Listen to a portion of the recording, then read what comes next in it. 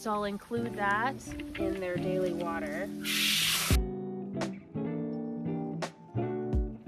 Welcome back to Evie's Acres. I'm Evie, and in today's video, I'm going to show you how we prepare our 1 gallon and 5 gallon waterers for our chickens. All right, so we have our 2 containers that can hang from either of the chicken tractors that we have over there. What I like to do, and I do this every day whenever I refill their water, I add just a splash of some apple cider vinegar.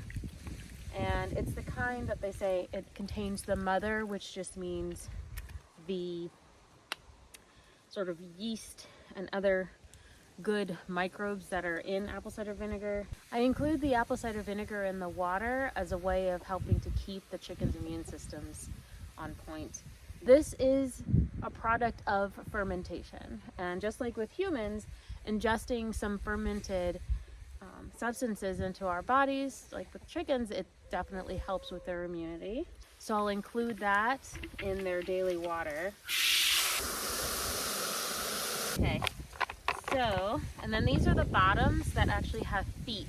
So if I wanted to, I could lay it flat on the ground, but I like to actually keep it a little elevated typically when I set it on the ground. And then when I hang it inside of their tractor, I'll fold this down. But for now, we're just going to put it back on the ground again. And in a couple of hours, when it's time to make sure that they're all safely inside of their tractors, then I'll fold these little feet down and I'll hang each of these up inside of the tractor. Another item that you can use for water or for food is one of these rubber bowls.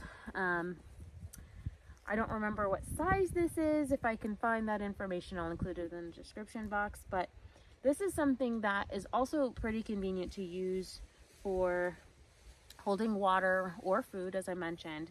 And when it comes to water, if the water freezes into a block, it's actually pretty easy to just kind of dump it out and refill it. And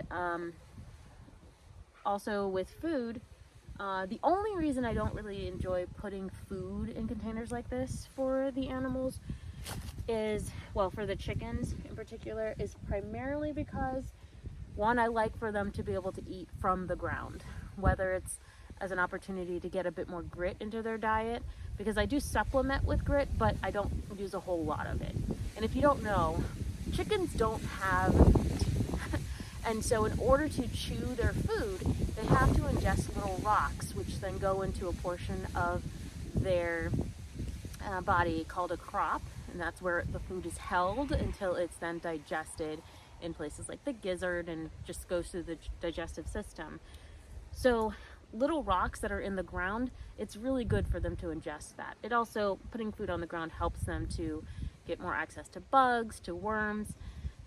They will eat pieces of grass, but it's really not that they want the grass so much as it is that they may want the water inside of the grass, or they may want a bug that's on the grass. So in any case, those are just a couple of the things that you may want to keep in mind when it comes to options for food and for water.